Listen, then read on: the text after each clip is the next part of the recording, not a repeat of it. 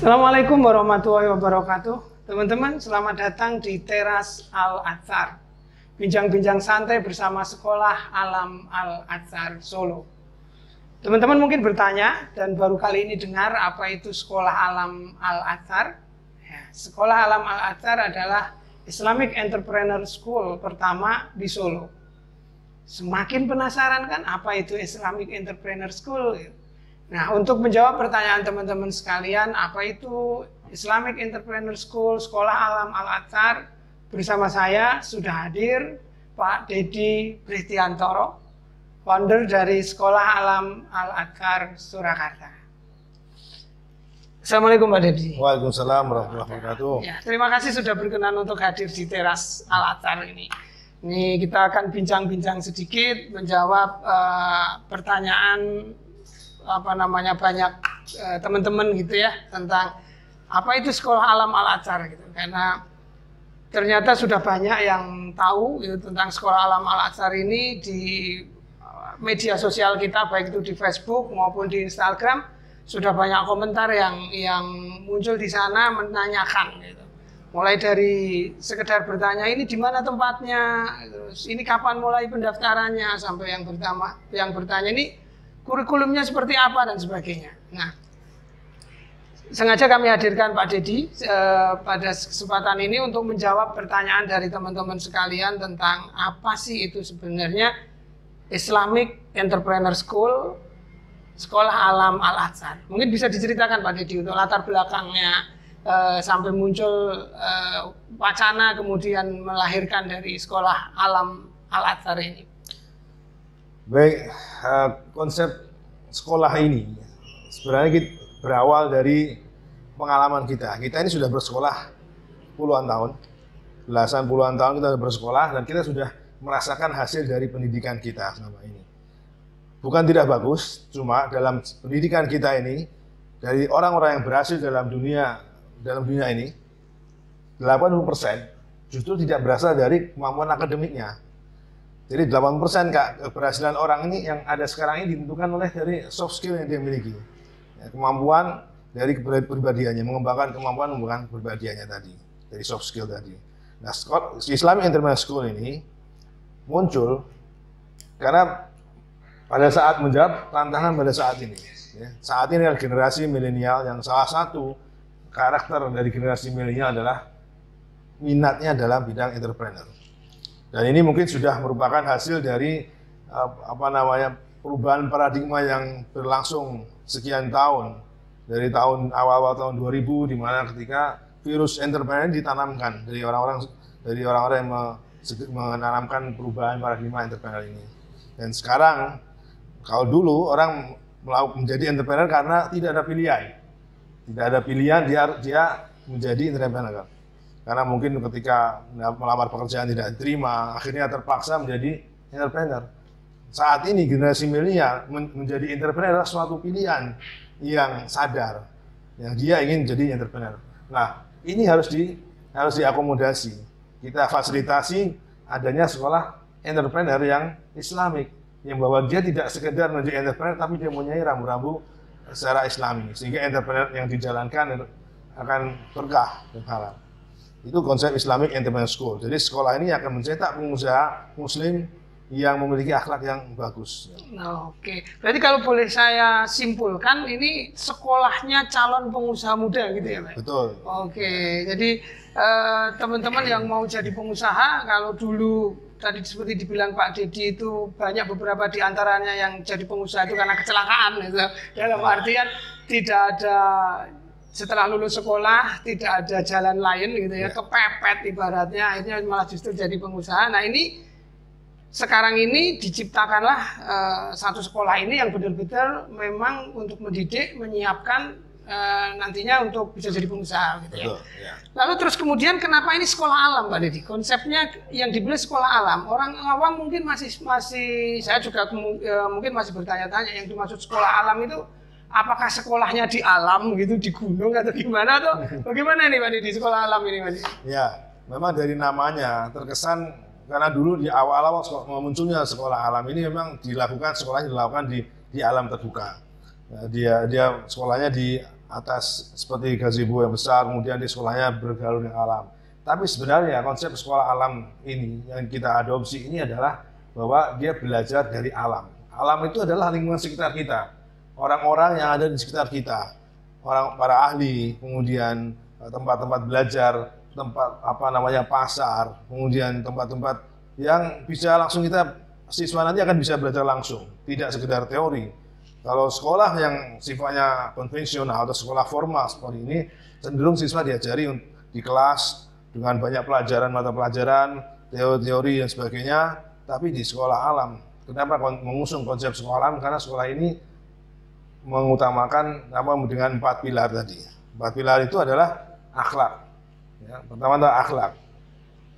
Jadi bagaimana seorang siswa nanti dia mempelajari akhlak-akhlak yang baik dari orang-orang di sekitar, orang-orang melalui teladan-teladan orang-orang yang akhlaknya baik. Seperti inilah akhlak yang baik, ini teladan yang seperti ini. Kemudian itu dari di akhlaknya. Nah, di dalam sekolah alam Al-Azhar ini tidak sekedar akhlak, tapi memang kita masukkan akidah yang sahihah. Jadi akidah yang baik nanti harapannya akan melahirkan akhlak yang baik nanti. Ini konsep pertama, di pilar pertama. Pilar yang kedua adalah tentang kepemimpinan dan kemandirian. Nah, kita tahu setelah kami melalui pendidikan sekian lama kemudian masuk ke dunia kerja, ternyata salah satu faktor yang menunjang keberhasilan adalah kemampuan kepemimpinan, kemampuan mengorganisir massa, sehingga dia bisa memengaruhi orang lain untuk melakukan suatu kebaikan. Ini yang kurang. Ini sesuatu yang faktor sukses yang sangat penting, tapi tidak pernah diajarkan di sekolah. Mulai dari kecil sampai universitas sampai S3 sekalipun tidak diajarkan itu. Bagaimana tentang teori kepemimpinan dan prakteknya. Nah, ini pilar yang kedua. Di samping kepemimpinan adalah melahirkan kemandirian. Setelah dia di samping dia bisa memimpin, dia juga menjadi pribadi yang mandiri, yang tangguh. Nah, yang ketiga adalah pilar yang ketiga itu logika, akal dan logika. Nah, di samping dia mempunyai akidah yang baik, akhlak yang baik, jiwa kepemimpinan yang baik, dia juga punya logika yang baik. Karena pada dasarnya manusia ini berkembang, dia akan harus selalu belajar. Ketika dia mempunyai logika yang baik, dia akan mudah mempelajari sesuatu yang baru. Karena pada dasarnya ketika logikanya baik, dia akan mudah memahami sesuatu yang seakan-akan baru, padahal sebenarnya konsepnya konsep lama, sedang pengemasannya yang baru. Itu yang pilar. Yang pilar keempat ini adalah entrepreneur tadi. Kemampuan intinya adalah dalam entrepreneur kemampuan menjual tadi. Orang yang sebagus apapun akademiknya, kalau dia tidak mempunyai kemampuan menjual, maka dia tidak akan berhasil menyampaikan idenya. Dia akan berhasil mendeliver atau menghasilkan produk yang dirasakan oleh manfaatnya oleh orang banyak. Ini 4 pilar inilah yang akan kita usung menjadi konsep kenapa kita mau menggunakan konsep sekolah alam, bukan sekolah yang formal, karena kita akan mempunyai kebebasan dalam membentuk apa sih yang betul-betul manfaat buat anak ini. Oh gitu ya, jadi sekolah alam itu bukan kok sekolahnya di alam gitu ya, tidak mesti seperti itu ya, tapi lebih kepada bahwa yang dimaksud sekolah alam di sini adalah si siswa ini nanti itu belajar kepada alam. Yang maksudnya alam itu sesuatu di sekitar kita. Sesuatu yang di sekitar kita. Artinya dia akan banyak belajar dari istilahnya itu learning by doing. Melakukan secara langsung begitu ya. Jadi dia belajar secara langsung di alamnya, di lingkungannya. Dengan kalau ini entrepreneur school ya berarti dia sekolahnya belajarnya kepada entrepreneur begitu ya. Para pelaku-pelaku gitu ya. Terus berarti apakah di sekolah alam ini nanti juga tetap ada kelasnya? Artinya apakah siswa benar-benar hanya dicul-kecul mereka belajar ke lingkungan atau tetap ada materi-materi yang diberikan, tetap ada in kelasnya begitu? Oke, ya tentu ada karena ini anak kan kita sekolahnya selevel SMA. Jadi anak yang lulusan SMP tadi kita akan bawa ke kelas dulu. Ini otomatis yang pertama adalah anak ini bawa ke kelas.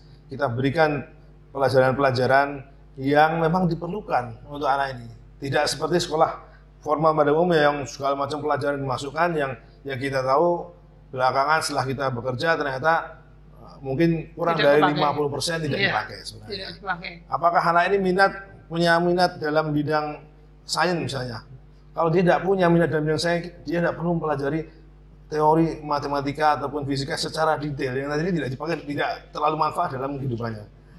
Tapi dia diajari di kelas, nanti masuk ke kelas diberikan teori-teori dasar yang menunjang, misalnya tentang akhlak seperti apa, kemudian tentang bisnis, bagaimana memulai bisnis, bagaimana menjalankan bisnis, membuat rencana bisnis, menjual bisnis kepada orang lain.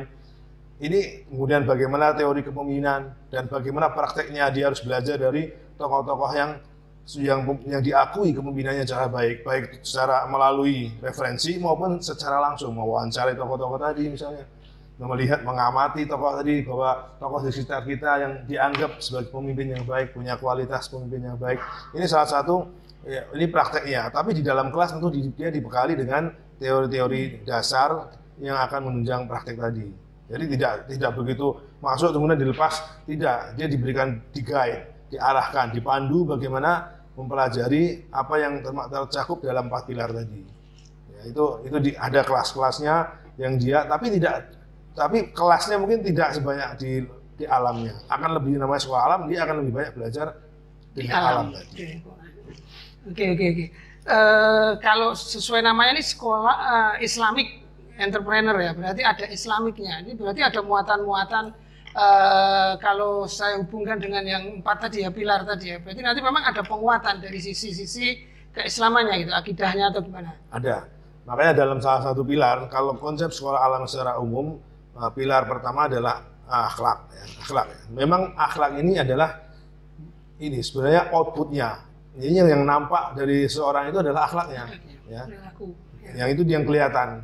Nah, akhlak yang baik ini tidak akhlak yang betul-betul baik, yang nampak di luar. Dia pasti akan mempunyai landasan yang baik. Ibaratnya seperti gunung es, di atasnya itulah akhlak yang muncul. Tapi sebenarnya di bawahnya itu sudah banyak modalnya untuk membuat akhlak itu yang baik. Nah, disinilah kita masukkan akidah di sini. Kemudian di situ bagaimana fikih muamalah. Jadi akidahnya anak ini dibekali oleh dengan akidah yang benar. Supaya nanti ketika anak ini memulai bisnis, dia tidak bertawakal kepada selain Allah. Kan prakteknya banyak terjadi di alam sekitar ini, di lingkungan sekitar ini masih banyak orang yang mau mulai bisnis dia pergi ke dukun. Ini salah satu contohnya ya. Ini makanya dengan akhlak yang baik, kita bekali akhlak yang baik, maka si pebisnisnya ini dia akan betul-betul tawakalnya pada Allah, bahwa rezeki itu dari Allah, rezeki tidak akan tertukar dan sebagainya. Ini dari sisi akidahnya. Kemudian tidak hanya akidah, karena kita bicara Islamic Entrepreneur School. Jadi tidak hanya akidah, tapi kita bekali dengan fikih muamalahnya. Bagaimana dia bisa bermuamalah dengan benar. Karena bisnis nanti yang kita tanamkan pada siswa, bahwa bisnis ini tidak sekedar untuk dana rugi, tapi juga surga dan neraka. Jadi bagaimana secara fikih muamalah, bagaimana nanti dia menjalankan bisnisnya sesuai dengan kaidah-kaidah firman. Dia tidak bersinggungan dengan riba, dia tidak bersinggungan dengan kedoliman, tidak bersinggungan dengan gharar dan sebagainya. Ini merupakan bekal yang dibekali pada mereka. Tapi tidak disiapkan menjadi seorang ustaz ya, karena kan dia bukan sekolah pondok pesantren, tapi dibekali dengan sekolah dengan modal-modal seperti tadi. Kemudian juga dia dibekali dengan sirah nabawiyah, sirah sahabat yang berhubungan erat dengan kewirausahaan. Bagaimana Rasulullah SAW memulai usaha di usia muda, bagaimana para sahabat yang juga soleh, kaya tapi soleh gitu, yang kekayaannya sampai bermanfaat sampai sekarang. Ini akan diajarkan kepada mereka supaya anak-anak ini mempunyai wawasan yang baik. Kemudian dia meniru akhlak, meniru perilaku para sahabat tadi sebagai bisnismen. Nah, itu juga kemudian juga anak ini akan diberikan hafalan Quran, bacaan Quran yang baik dan juga bahasa Arab. Tapi sekali lagi penekanannya bukan sebagai calon ustaz. Bukan untuk jadi ustaz. Tapi dia setidaknya hafalan itu nanti tidak akan kita perbanyak ya, paling semampunya anak, mungkin 3 juz standar kita misalnya. Harapannya apa? Dia jadi pengusaha yang soleh, di perusahaannya dia bisa memimpin sholat anak buahnya, dia bisa memberikan nasihat-nasihat kepada anak buahnya. Jadi inilah sisi Islamic Entrepreneur School-nya seperti itu. Jadi penanaman karakter ya dalam hal ini. Kalau saya kembali ke 4 pilar yang tadi disampaikan Pak Didi, ini kan 4 pilar, 3-nya ini lebih condong ke pembentukan karakter. Kalau kita bicara tentang kompetensi, ada knowledge, ada skill, ada attitude. Ketiganya ini membentuk attitude, membentuk karakter ya, akidah, akhlak, terus kemudian dari kepemimpinan, leadership. Baru yang keempat entrepreneur ini knowledge skill ya, yang terkait dengan ikhtiar mereka nanti sebagai pengusaha ya. Karena memang dari beberapa penelitian kompetensi itu skill dan knowledge itu berpengaruh terhadap kesuksesan seseorang itu katanya hanya 7%. Sedikit sekali ya. Sedikit sekali. Jadi yang 93% itu lebih banyak dipengaruhi dari attitude-nya. Nah, karena menurut saya ini tepat sekali ketika Sekolah Alam Al-Azhar ini menekankan kepada itu tadi akidah, pembentukan karakter lah, pembentukan karakter. Kemudian Pak Dedi, selain dari yang tadi disampaikan gitu ya, bahwa di sekolah alam ini mereka akan diberikan bekal-bekal ilmu seperti yang tadi disampaikan gitu. Apakah masih memungkinkan dalam artian di sekolah alam ini apakah juga para siswa akan mendapatkan pendidikan formal gitu seperti yang diterima di sekolah-sekolah umum gitu ya. Karena kan tidak menutup kemungkinan begini nih Pak Dedi, ketika nanti mereka terjun menjadi pengusaha gitu ya. Mereka pun masih tetap ingin bisa melanjutkan pendidikan gitu ke jenjang perguruan tinggi, punya gelar dan sebagainya. Apa memungkinkan? Ya, itu sudah kita pikirkan ya. Dalam hal ini meskipun si anak nanti, dan ini merupakan salah satu syarat kelulusan anak di sekolah Alam Al-Azhar nanti, bahwa dia harus menghasilkan satu usaha yang berjalan. Ya, di kelas 2 nanti dia harus punya usaha. Di akhir kelas 2 usahanya sudah jalan. Jadi dia sudah jadi pengusaha. Kemudian di kelas 3 dia akan kita bekali dengan ilmu-ilmu formal yang dibutuhkan dia untuk lulus dan mengikuti standar nasional yang dibutuhkan. Nah, kita tahu sekarang sangat dinamis nih ya. Dulu ada namanya UMPTN dan sebagainya untuk masuk perguruan tinggi. Kemudian ada ujian semester, mid semester. Sekarang belakangan kita dengar akan ada terjadi namanya assessment. Nah, kita belum tahu teknisnya seperti apa. Tidak menutup kemungkinan nanti 3 tahun, 5 tahun ke depan akan berubah lagi. Nah, kita akan mengikuti perubahan itu. Kalau memang masih dibutuhkan nanti untuk melamar, mendaftar sebagai di perguruan tinggi, dibutuhkan suatu ijazah SMA ataupun yang setara, kita akan siapkan itu. Bahwa anak nanti tetap akan diberikan pilihan. Kalau mau melanjutkan sekolah lagi untuk melanjutkan pendidikan yang lebih tinggi, si anak diberikan pilihan. Apabila memang ingin melanjutkan dan program penyetaraan masih dibutuhkan, kita gembeng dia dengan program penyetaraan, sehingga dia akan mempunyai ijazah setara SMA yang bisa digunakan untuk masuk ke perguruan tinggi. Dan sudah banyak orang-orang sekarang yang homeschooling terbukti sukses masuk di perguruan tinggi. Karena justru peluangnya lebih besar, karena di kelas 3 dia betul-betul fokus mempersiapkan itu. Dia tidak dikasih pelajaran yang lain kecuali pelajaran persiapan lulusan nanti. Bahkan dia akan disiapkan supaya goal di perguruan tinggi yang terbaik menurut keinginannya. Karena untuk sekolah di perguruan tinggi ini kita akan ditanamkan ke mereka bahwa tidak untuk menjadi pegawai. Ya, tapi dia sekolah untuk mengembangkan wawasannya, cara berpikirnya, mengembangkan jaringannya. Kalau dia sekolah di perguruan tinggi akan semakin bertumbuh banyak orang, itu akan membuka jaringan dia sebagai entrepreneur. Tidak menutup kemungkinan dia punya passion, ingin berbagi, ingin mengajar di perguruan tinggi. Tentu dia butuh gelar-gelar formal yang harus ditempuh gitu. Maka dia akan disiapkan. Makanya tidak dalam sekolah alam ini Al-Azhar ini kita tidak membatasi mereka hanya menjadi pengusaha saja. Tapi kita siapkan mereka agar dia bisa tumbuh dan berkembang sesuai dengan minat dan bakatnya, tanpa menghilangkan ini tadi entrepreneurnya. Dia akan menjadi pengusaha yang mandiri, tapi dia ingin sekolah sampai tingkat tinggi pun dia akan bisa. Kalau memang dia punya minat dan bakat di situ. Di sana ya. Oke, berarti ini tidak perlu khawatir ya, tidak perlu menjadi kekhawatiran gitu. Jangan-jangan tidak perlu. Ya si anak punya minat yang besar ini untuk masuk ke dunia entrepreneur gitu ya. Tapi kan karena ini level SMA, peran orang tua masih sangat tinggi. Ya. Nanti orang tuanya, loh kamu kalau sekolah di sana nanti nggak bisa kuliah, nggak punya gelar gitu ya, nggak punya ini, tidak perlu khawatir ya. Berarti memang di awal nanti akan teman-teman ini akan dididik, disiapkan untuk menjadi pengusaha gitu ya, dibekali dengan ilmu-ilmu yang bermanfaat untuk entrepreneur. Bahkan tadi kalau saya tidak salah dengar, nanti kelas 2 mereka sudah punya usaha, sudah punya usaha yang dibimbing, didampingi, sudah jalan. Nah, setelah usahanya ini sudah hasilnya, maksudnya sudah hasil ada usaha gitu ya. Kelas 3-nya mereka akan dibekali dengan mata pelajaran yang itu digunakan untuk standarisasi secara nasional ya. Sesuai perkembangannya nanti. Sesuai perkembangannya nanti, betul-betul. Karena ini memang dunia pendidikan kita sangat dinamis sekali. Iya, ini sebagai tambahan aja nih untuk bukan berarti seorang entrepreneur itu tidak bisa sekolah tinggi. Bahkan kalau memang sekolahnya untuk mendukung entrepreneurnya juga akan bagus. Seperti ya Menteri Pendidikan kita itu sekolahnya sekolah top semua, Iya, ya, betul. sekolah di luar negeri yang terbaik. Kemudian orang-orang kaya sekarang anak muda yang kaya ini, saya baru dapat info tadi itu juga semuanya sekolah tinggi, sekolah semua tinggi, ya. ya. Walaupun kita juga tahu orang-orang kaya di dunia drop out dari kuliahnya. Nah ini kan dulu ya, ini zaman dulu.